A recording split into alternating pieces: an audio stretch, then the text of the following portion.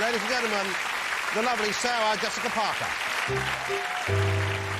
If I can make it there, I'll make it anywhere. It's up to you, New York, New York. Thank you, gentlemen. Miss Parker. Well, Good evening. I think you'll agree Sarah Jessica Parker has made the effort and looks absolutely fabulous this evening. You look stunning. Oh, thanks. Well, thank you. Because Well, sometimes- I have to tell you before, because it's most interesting for me to interrupt you, that I'm very thrilled to be here because I have a number of very close friends in New York who hold a lot of influence over me, and they're very taken with you. They're really big fans of yours. Are they and gay a couple men of by any them, chance? Yes. How did you guess? Because I am like a god to the gay. There is one straight. Well, it's somewhat questionable, but he too How nice. is quite a fan of yours, and one of them was plotting and scheming a way to get here just so he could be in the audience. And is he here? And no, he couldn't. He wanted to feign illness, but he was out the night. Anyway, it would have been very questionable. We should maybe bring him over. Well, maybe next time. If this goes somewhat well, maybe you'll ask me back. Well, of course we'll have you back. Is he a gay man or a straight man? This one in particular is for certain. He's a homosexual. He's definitely homosexual. Yes. Is he a spoken for homosexual or No, unavailable? he's on the market. Really? Why? Well, you're... Well, because look over there. Oh, gentlemen. For him, What am I that's like, saying? it's like we're supplying him a buffet when he comes. Oh, my gosh, it is a All hand veritable rolled. buffet. Hey, because Sex and the City, obviously a wonderful show, huge show. I used to love watching it with my wife when it was on. Thank you. I hasten to say I was married. I'm a married man. I was watching it with my wife. I wasn't watching it alone with other men. It's a great show, and it did have a very big gay following as well, didn't it? Yes, fairly early on, they were our most committed audience. That and some, of course, young women. But, Yes. you know, the gay community tends to be early to the party. Yeah, well, it's a fabulous show. Is it an unfair assumption? Are you all Yeah. of the gay persuasion? It's Okay. compulsory. So every time I refer to a gay, I will look back over. We might have a couple For an out there as well, I'm not illustration, sure. I just came back from Buckingham Palace. That place is crawling with them. It's nice, though. It's, you know, why it's smells kept great there. so The curtains are fastidious. wonderful. Yeah, it's Yeah. very tidy.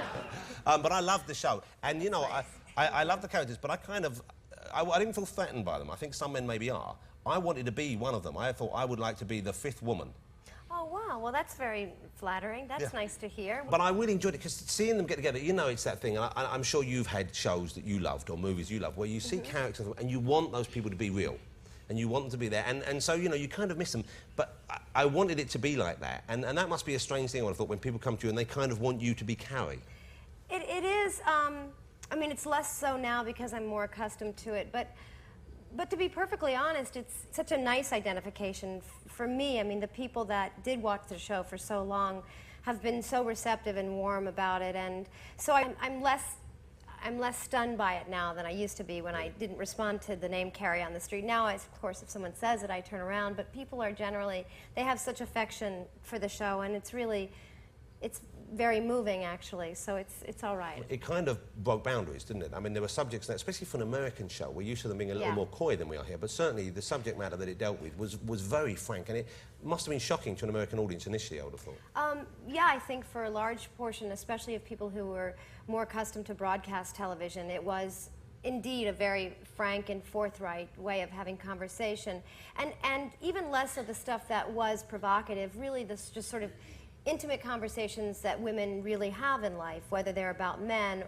but also about sort of sexual politics and how women feel about friendships and the standard by which we judge men. All those things that were the less colorful things were equally a new voice on television, and I think that's why early on we had anybody actually stop the remote and pay some attention because the writing was so worthy, fresh. I thought. Yeah.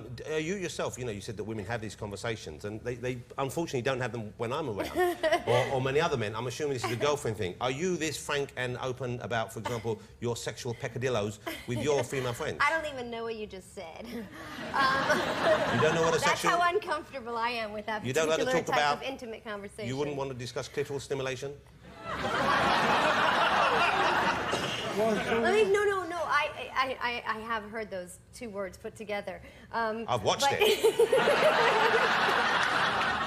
But I think. I think. But you, not with me, I'm obviously, but actually- with your friends. Do you chat about You these know things? what? I'm the one person among the friends that when my friends start having that kind of conversation, I have to remind them that I'm actually in the room. I'm just uncomfortable with it, but it's not a look, my neck's itching. It's not that I. That's it's one of the not first that signs, apparently. I've got it right in the palm of my hand. I don't object to anybody else having the conversation, and and it's not a moral compass thing. I don't have. It's not like a right. It just. I've for some reason never been somebody who was particularly revealing about the more intimate things. You don't choose to share. I share in so many other ways. Carrie Bradshaw, okay, she looked fabulous. I know this is the gay side of me talking here, but I loved the outfits. Sometimes she looked like that. I think that was the title sequence, was that not? That was indeed. She looked, and sometimes she looked to me like she'd been dressed by a 6-year-old. Okay, it's how my little girl, who's now 8, she would think they are the best outfits in the world. But it was obviously a huge part of the appeal of the show was the fashion, the sense of style, and all that. And no doubt part of the fun of playing those roles, I would have thought. Oh, it was thrilling, and yes, there were as many misses as there were hits, and there was sometimes a rather juvenile streak. But it was great fun to play a character who. I mean, I love clothes too, and I love beautiful, well-made dresses, and it's really thrilling to wear them. But it was fun to play somebody who had absolutely no inhibitions or no shame about the indulgence of something that is seemingly not very important and superficial, and someone who, had that kind of relationship, and it would just, everything was available to us. It was really, if you care about that sort of thing or enjoy it, I mean, you can only imagine what a thrill it was to... And do you like fashion? Are you somebody, did this get it out of your system, or did it get it more into your system? I think it did not in any way cure me of any kind of... In fact, it really only made me dream bigger, because I was under the illusion for so many years that basically you could just wish something and it would appear before your eyes, and, reality is... radically different. But you wore the clothes so well, and often I think, and I myself love a fuller-figured lady, okay? But you can see that clothes are often designed and look better on thin people. I mean, they do. Lots of modern fashions are designed that way. And you are so thin. Presumably, now, was that a pressure to stay thin, to look good in the dresses and outfits, or have you always been this shape? Well, I'm hiding plenty of things that shouldn't, a variety of things. Well, I can't see where you would be hiding. There's nothing of you, and I've had a good look. I tend to... I mean, it's nice, but there's nothing much around there. I tend to think that women of all sizes look beautiful in clothing when they feel good in them, and that, in fact, it's really a great mistake for the fashion industry to focus so much on women who have less womanly figures. And I frankly find a woman that has a little something more sexy. What's most beautiful about a woman is when she feels good and feels that she looks good. It doesn't matter what the rest of us think, rather, and I think that's what people respond to. They do, yeah. Confidence and someone feeling happy, that's a big thing. Now, you're in the country here because coming up soon, Sarah has a new movie out. It's called The Family Stone. And I'm thrilled to say I loved it. Now, I would have said I liked it even if I hadn't, right? Because that's polite. But, I would have said it's okay, but I really genuinely loved it. And I probably would have believed you. Well, that's a nice thing, although I'm not a terribly good actor. But I really loved it. It opens in this country on December the 16th. It's funny and it's moving, and it's a real kind of journey. It's a really lovely film. It's a really beautiful film. But what's interesting is your role, you're about as far away from Carrie Bradshaw as you could get, which I'm assuming was perhaps deliberate. To a certain degree, yeah. I mean, certainly she is radically different than Carrie Bradshaw in just about every, unsubtle and subtle way. And so it was really thrilling to play her. She's a very complicated and, at best, unlikable, at worst, intolerable, seemingly, at first glance person. She's, really a wreck of a person, and I think redeems herself quite triumphantly in the end. But it's a really lovely movie because it's about family and love and acceptance, and without being treacly and manipulative. I think it's a really great story and deals with a lot of sophisticated and adult issues, and great performances by the other actors. Wonderful performances. Can you set the story up a bit first? Tell us what actually happens in it. Sure. It's about a family in New England, a sort of bohemian intellectual family, and the eldest son, the sort of prodigal son, or really the son with the most expectations, returns with what is my character's presumption to be the weekend that he proposes to her, and she's been a very successful business person in finance, and she is that unsuccessful in her human interpersonal relations, and so he brings her home to meet his family, and only one of them have met her prior and didn't like her at all, and has really stirred the pot. It's great. Thank you. Thanks so much. And It's you so know nice what? to It hear. was, it was very funny, and then I cried a bit. I'm not afraid to admit it. I cried a bit, but then I felt good with the crying because it was good crying, not bad crying. You know, good crying because then it When kind you of. earn it. Then afterwards you think, well, that's okay. I didn't feel too manipulated. That's so nice to hear. I'm so pleased. Now, Sarah Jessica Parker has obviously been flirting with me outrageously, so I should remind Every her I'm time the married. lights dim. But Sarah has a perfume out as well. That has got to be the ultimate thing that you can do. If you're famous and people come to you and say, we want to bring out your perfume, it means A, people think you smell good, all right, which isn't always the case with famous people. And B, it means that, yeah, I'm sure you do smell nice. But B, it means, you're that famous that your name carries some weight. We have the perfume here, because J-Lo has one out, and you know J-Lo's going to smell good, okay? Britney's got one. I don't think really she smells so good. She looks like she smells of hot dog fat, you know what I'm saying? That's not a bad thing. She looks like she smells of like a kebab van. I don't know. What did you tell me you were going to do with that? I said earlier I might spray some on my genitals and give my wife a treat And when I I got said home. that was exactly... Is that where... Have you ever sprayed exactly stuff on... its purpose. Do you know if your husband's ever sprayed accidentally aftershave on his testicles? If you cover your ears, I'm not going to go away. It doesn't work. It's not like you're a If I 6-year-old. wish. If I can't see him, he can't see me. Let's have a whiff. My husband doesn't wear fragrance. Does he not wear fragrance at all? No, he's naturally... He just smells... Does he wear He deodorant? literally, no. See, I don't wear deodorant much. He smells so good all the time, it's ridiculous. Oh, that's nice. It's I not have bad. to crush it, just What? gently. No, you're crushing All right, it, you're okay. crushing it. I'm keeping this. Oh, it's, okay? of course. Well, I wouldn't take it back. Well, I should... Kind of impression that I leave. Say I met you in a bar and we went back and had Not sex likely, together but years anyway. ago, right? Say I met years ago when we were both single, When we were both okay? young Right. and, yeah. You single. would have I'm been- sorry, when we were both single, you're Well, very yeah, young I'm still. sadly almost in my Relatively. 30s. But say we met each other. If I'd have gone back and I smelled like that, would that have been a turn on or a turn off? Would well, that have made you hot or not?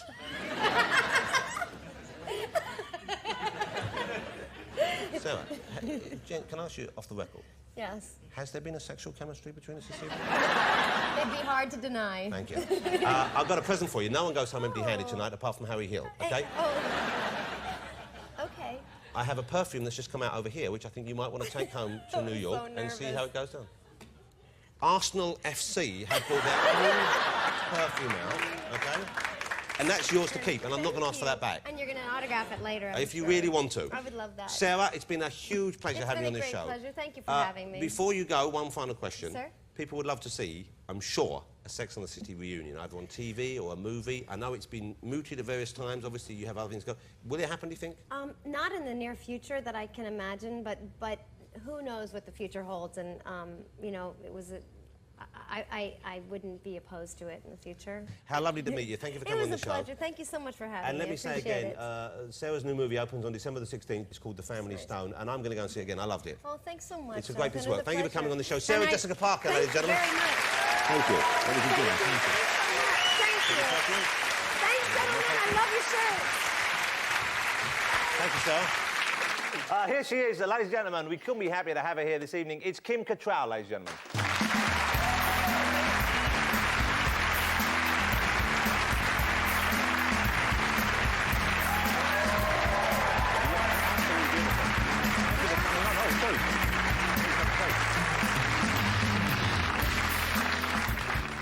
Wow, you look absolutely fantastic. Fabulous. I'm so Where do delighted. we go from here? Well, wherever you want to go, really, essentially. I'll get Richard in, we'll have a threesome you'll never forget. You are a cheeky monkey, aren't you? You know what? I'm the cheekiest. Kim, it's still a thing when you meet people who you've watched in shows, and I adore that show. I'm a huge fan of Sex and the City. Thank you. But you feel like, A, you get them a bit confused with the character, of course, but also you feel like you know the person. And that must be quite some character to get kind of lumped together with, I imagine. How do people deal with you? How do they react to you? Well, men seem to be very frightened of me, actually. Really? Because this is a character who is, there's no holds barred. Yeah. She asks for something and she usually gets it, and if she doesn't, she moves on. She's banging like a barn door in a full-state gale, isn't she? Yes! But it must be, is it a fun role to play for that reason? The fact that she, you know, she is so liberated, she's so open, she's so... Oh, I find it very empowering playing her, and it's certainly loosened me up as an actress. You know what I mean. I do. Oh, I've watched some of those scenes on Rewind again and again. Now, you're not the only one who does... you're never nude in the show, but you're topless occasionally in the programme. You have watched this show, close. haven't you? I can even quote lines to you if you want. But I've noticed that not all the cast are as free with their abundant charms as you are. Well, thank you. My character needs to be... I mean, sometimes we've had a scene and I've sort of thought, well, do we need to do this or show that? And Kim, ultimately... you know you always need to. There's never a time when the part doesn't require that. But when I don't, or I sort of hold back, the take doesn't work as well. Yeah, that's what I've always felt as well. Is it tiring doing that much sex on screen? I mean, is it more tiring than doing just dialogue scenes? No, seriously, you know... Are you just going to ask me just about sex? Well, ideally, unless you want... Well, sometimes after an 18-hour day, I look at my husband and I say, honey, I've had a tough day at work. I don't think it's going to happen tonight. Definitely, yes, that has happened. Now, we'll do one more sex question and we'll move on, if that's okay. All right. Because you've written a sex book, is it correct? Yes, with my husband. It's called Satisfaction, The Art of the Female Orgasm. Okay. I don't actually need that publication myself. I will put myself down for a copy. Actually, I think it is. Men do need it. Yeah, but you know, I've never disappointed a woman. I don't think a woman... No, seriously. Because I make sure that they always, when they get home and finish themselves off, they call me and tell me they've had a good time. I insist on that small courtesy. If I've done some of the work, I want to know what's happened at the end. Well, there are a few men who know what to do, but yeah. most men don't, and most I women... think it's best to say doors to manual and let them go. Well, this is a book really about...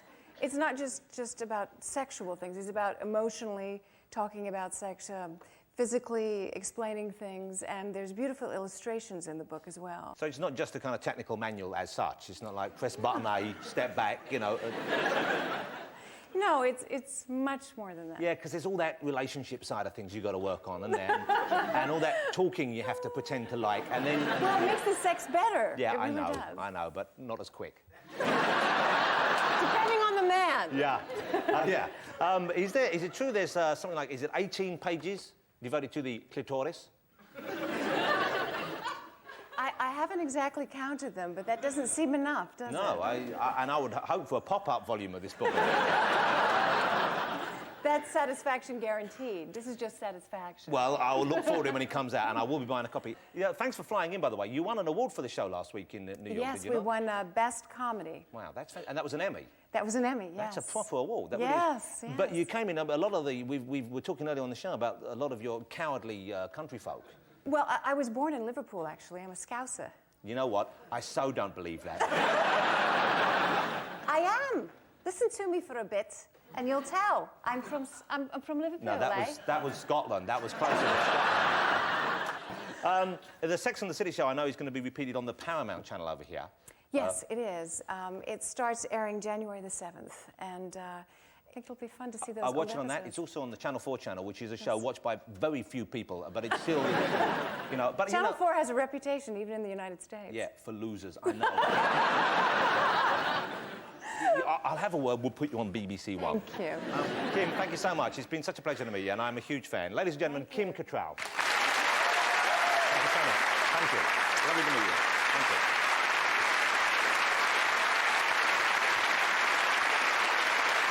Ladies and gentlemen, please welcome Kristin Davis. Don't you know that it's hot in the city tonight? Hot in the city tonight. Park yourself there. Oh, that's a nice start to the programme. God bless you. Oh, thank you. It's nice to be here. Well, it's lovely to have you here. Now, we have had, as I said earlier, we had the lovely Kim Cattrell on the show. We had Sarah Jessica Parker, who I just adored when she was on the programme. Yes. She's just one of the loveliest guests we've ever had on. She is. We have you now as well, which is marvellous. We've got 3 out of the 4. I'm Yes. gunning for Cynthia. The question, I'm sure you get asked this a lot, is how often do you get to see the girls you work with? Do you keep in touch? Yes. How close are you? Well, we have the Blackberries, you know, with the Fantastic. email. This helps a lot because we're all spread out. So Cynthia and I Blackberried today. That's nice. Sarah and I, you know, maybe a couple days ago. I mean, we try our best. Let's talk about the details of the show then, because some of the stuff in the show was pretty way out there, and some of the Yes. stuff that your character, who was incredibly sweet, incredibly good-natured, maybe a little prim. Sometimes. Yeah, yeah. But even she encountered people who were perhaps, you know, out on the fringes of normal sexual Yes. human behaviour. Yes.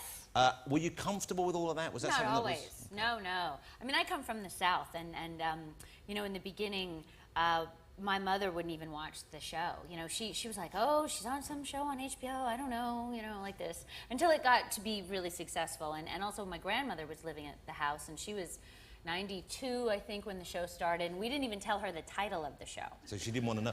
But are you seriously, you don't think that Grandma had her fair share? I do not think that my grandmother I bet she was upstairs on a phone sex line while it was on downstairs. They won't let me in, but no. Oh, I Okay, can't maybe go not your here. grandma, maybe mine. Maybe mine. It's yours, it's Mine. yours. We know it's mine yours. was. We know for a it's fact. yours. Okay, very good. Now listen, I'm not gay, okay? Okay. Despite what you might have thought. But B, I love the series. That's why I mentioned Thank that. you. And normally I Thank think you. it's quite unusual for straight men to come out and say how much they adored Sex and the City. But I fell for it. Thank you, I appreciate that. It's not that unusual, but usually there's some excuse like, well, my girlfriend watched it or my wife watched it, and therefore I watched it. I was fully comfortable with wanting to watch it on my own. Thank you. In a non-creepy way, I hasten to add. But you know, like anyone who gets hooked on a series, which is a popular show, and there are dynamics, there are characters, relationships, you do miss them. It's weird, you miss those characters. Oh, I miss them too. Yeah, so obviously the question will be now, I know you're not doing another series, but there's been talk on and off since it ended just a few years ago for a movie or Yeah. maybe a big TV special. What's the news on that? Well, I don't think there will ever be a TV special, because somehow that just doesn't sound enticing somehow. Yeah. But, you know, I am the hopeful one. I played the hopeful one. I'm the hopeful one in life. And, you know, I still have my fingers crossed we could make a movie. See, I suppose, in a way, part of me that doesn't want to see the movie would be No? the fact that they ended so happily, all the characters. Oh, well, we wouldn't make it unhappy. But they'd have to throw something in, wouldn't they? And so... Well, sure. You're right. There's something would have to happen. But I don't think that we would want to make a big screen version of the show and have everyone go and pay their, you know, however many pounds you have to pay here to go see a movie and have it be unhappy. That would be awful. Just more nudity, perhaps. Maybe that's the way to go. But then we better hurry up because none of us are getting any younger. Are things dropping? Nothing dropping so far, I'm happy to report. But Just you not never peeping know. up as much as it used to. I got myself into this. What did I do? There are certain adjectives I'm not allowed to use about my wife's body anymore. I can Really? use words Tell like us. jutting and pert. I'm not allowed to use words like hanging, she's That's told bad. me. Yeah, hanging's a bad Very word. bad. Very, very bad. You can't use it to describe anything. No, not allowed. I don't have a problem with hanging things. Anyway, No. let's move on from this. Oh, she's lowered the tone, and she normally it's politics at this stage of the programme. Is it? Yeah, this is the premiere show for politics in this country. Normally it's just current affairs, and suddenly don't it's all... believe you. Man, are you horny tonight? Is that what this is? Oh, no, not really. Not even a little bit. Okay. For you only, God Jonathan. bless I you. don't want to get in trouble with your wife. Here's the thing.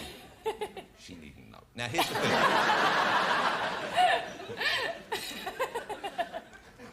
I'm so scared where we're going to go from here. Oh, I'm breathing. I'll have to give Grandma a call afterwards to talk me down. Hey, I have to... you want one? Yes. Thank you. Okay, go ahead. Now, you're a single lady at the moment. I knew Okay. this was coming, yes. Well, how could you be a single lady? How can you be a single lady? Well, I'm going to tell you the truth, all right? Because I tell the truth sometimes and no one ever believes me, but I was in a relationship for a while and nobody knows about it because I don't talk about my personal life. Quite rightly. So, Okay. thank you. I was in a relationship for a while and then we broke up and now I'm single. Okay, so now you're single. Yeah. Right? Okay. If you want to give out a text something or a number for men watching, we could kind of bring it together with people. You can use it. Feel free Do to you use think this that show. I should use this opportunity as a personal dating show? There's You probably think quite that's well. a good idea? Well, there's a lot of people we've had on the show who are single. Johnny Yeah. Vegas, he was single recently. Hey, are you familiar with our Deputy Prime Minister, John Prescott? I don't believe single yet, but Good idea. I think it's only a matter of time. That seems like trouble to me. See, even I know what you're talking about. That probably is trouble, yes. Yes. Does it bug you, though? Because obviously being a famous person with the level of fame and celebrity you'd have, obviously people are interested in your personal life. They ask you questions like I just did. And I guess you learn how to field them, but there must be times when you really don't want to be pressed on. I'm really bad at it. I'm so bad at it. I mean, I'm bad at it to the extent where sometimes I have decided, okay, you know what, there's this false story out there, so I'm going to go and I'm going to tell the truth because it's weird to have false things out there. So I try to tell the truth, and then all the press says, oh, she's a liar. That's horrible, isn't it? It's so weird because I actually was telling the truth. Now, when you're acting as in a role for as long as you performed as Charlotte Sex City, how many years was that? 7. So that's a long time. It is. I guess that must be kind of different to most acting jobs in that you get to know the character so well, and I'm assuming as well that the routine feels like more like a regular job than normal. Absolutely, it's like home. It's like a wonderful, safe. You know, we were so lucky that it's just kind of shocking to be like out in the real world without that little safe home to go to every day. Was it depressing at all when it finished, the fact that you weren't seeing those girls every day, you weren't turning up for work and so on? It's still depressing. Because most people don't get to spend 18 hours a day with their friends, you know, which is what we did. Our families missed us a lot, but, you know, we got to be with each other. I mean, you can ask Kiefer about this, too. Like, when you're on a show, it's so many hours, you know, for so long. And if you're lucky to be in a great, you know, creative situation with your friends, it's great. The difference with Kiefer, of course, is he's spending time with people that mainly he punches or kills. Or shoots, I know. I so they don't really like hanging out with him afterwards. They might be scared of him. It's true, they might be really scared. I'm a bit scared of Kiefer. I am too, a little bit. I think he's going to come out there and he's going to start checking exit points and working out how to kill me very quickly. So you missed the show. You like to work with the girls again. I love the girls. But part of you, I guess, must have thought, well, this is good because it's a chance to do other things. It's a chance, you know. So not really. You can tell I'm not that excited about the other things. I mean, honestly, it was like this weird situation, and I struggle with this. And again, I probably shouldn't be this honest, but I struggle with this because it does seem like, you know, it's like a once-in-a-lifetime thing to be part of something like that, you know? And things are fun. Since then, I've had fun. I was in the Shaggy Dog. I'm doing the Exonerated here in London, which is it's not fun. It's a creative experience, but nothing kind of really lives up to Sex and the City. But you know what? You're a tremendous actress, I think. And I think, you. You know, when you play a character for that long, obviously we link you with that character. Yeah. And it's kind of good for you not to be doing that. That's true. Forever. That is true. I mean, the boundaries kind of dissolve. I've been doing this play, and people keep asking me to sign autographs and to write Charlotte. And I keep having to say, you know, I can't write Charlotte because, you know, it's not my name. That's kind of weird. But do you think they don't know that, or they just... No, you know, I mean, I don't think they're totally delusional. I just think that there is that you know, wishful kind of thinking. They're probably watching these shows. No, they're totally together. All right, let's talk about The Exonerated then, because someone who works on the show went to see it, said it was fantastic. Said it was fabulous. And it sounds like, well, you're right, it doesn't sound like fun, but it sounds intriguing and it sounds moving. What's it about? Well, it's a true story of 6 different people who were wrongly convicted and put on death row, and they were innocent, all 6 of them. And I played the only woman in this particular story. So it's their stories. It's not embellished. It's not fictionalized. It's from the court, you know, proceedings, the police reports, and interviews with them, and we just try to tell their stories. And it is so unbelievable what they went through, and none of them are bitter, and that's the kind of amazing part. That's incredible. It's shocking. Because the character you played is a woman called Sunny, is that Sunny Jacobs. Is she a still wonderful alive? woman. She's Yes, still alive? I just talked to her last night. She's actually in town because they're doing a benefit for the cause. And this is at the Riverside Studios here in London. Yes. And I know it's one of those plays where it seems to have a kind of a revolving cast. You have people who come in and take the role, make it their own, and then other people come in. And I think there's 45 of us who have played Sunny now. And it's a really amazing list. I'm happy to be part of it. And Sunny's actually engaged to a man that she met who was also on death row somewhere else, and they met through Amnesty International. And she said that she jokes that when they get married that she should have all 45 of us come, and when they say, do you, Sunny, take him, we should all say, we do. You know, she's very sweet. It's a great night for him as well, isn't it? Because that's legally binding, you know that, don't you? He'd be pretty busy. But it's a great thing to be a part of, and I think as an audience member, like every night when you do it, I did it in New York as well, and every night you hear people just gasp, like as you're telling the story, you just can't believe it, and people just go, you know, like in unison. It's a very interactive. Well, I haven't seen it yet. I've read some of the cases, and it is just remarkable. You can't believe that these people were in this situation, mostly wrongly imprisoned, I believe, if not all of them. All of of them.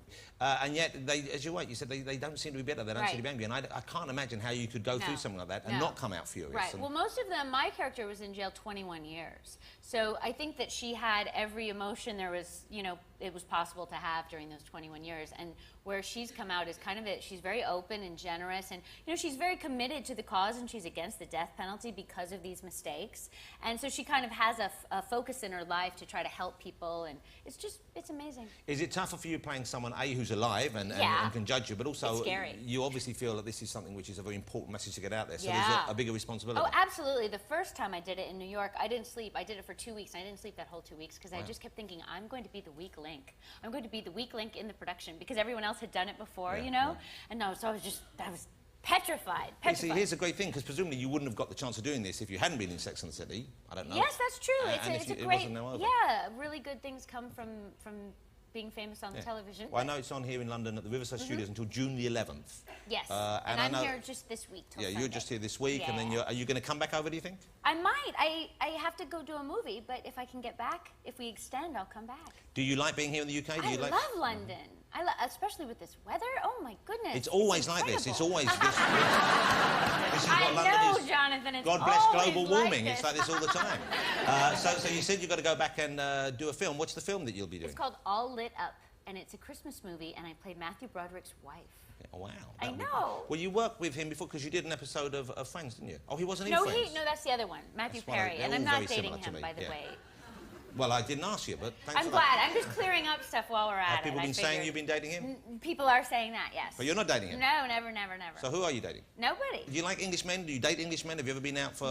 You're just trying to get me in trouble, aren't you? Not that way, no. I've got 3 kids already. What are you talking about? I have in the past dated an Englishman, yes. Okay. We don't need to go there. I He think knows who he Keith is is. looking. He's single. He's interested. He's American. Well, don't hold that against him. You can't help that. I'm not. I'm English, actually. Leave Kiefer alone. Leave Keith alone. He's loving it. You kidding me? He's saying, yeah, Really? don't fix me he up with a looks hot girl. uncomfortable. He looks uncomfortable. Yeah, well, he always looks uncomfortable. He's Jack Bauer. He has to save the planet. Yeah, he's Yes, wife and it's his true. daughter, and everyone's being shot That's around. true, And he can't that's get a signal. true. He doesn't know what's going on with Zoe. Very The fat true. bloke died of gas. You know, he's upset. Absolutely. Permanently pissed off, wouldn't you be? Definitely. I'd go and work in a shop if I was him. You're a lovely woman. Thank I thank you you. so much for coming Thank on. you for having me. And I do hope you get to make the Sex and the City movie, because I know myself and many, many other fans would love to see that. Thank you, John. Thank you so much for coming. Ladies and Thanks for gentlemen, having me. the charming and lovely Kristin Davis. Thanks, everybody. Thank you so much. Fine. Right, Thank you. We can... Have a drink. Why don't you do that on me? Thank you. All right. What a charming guest. Gorgeous.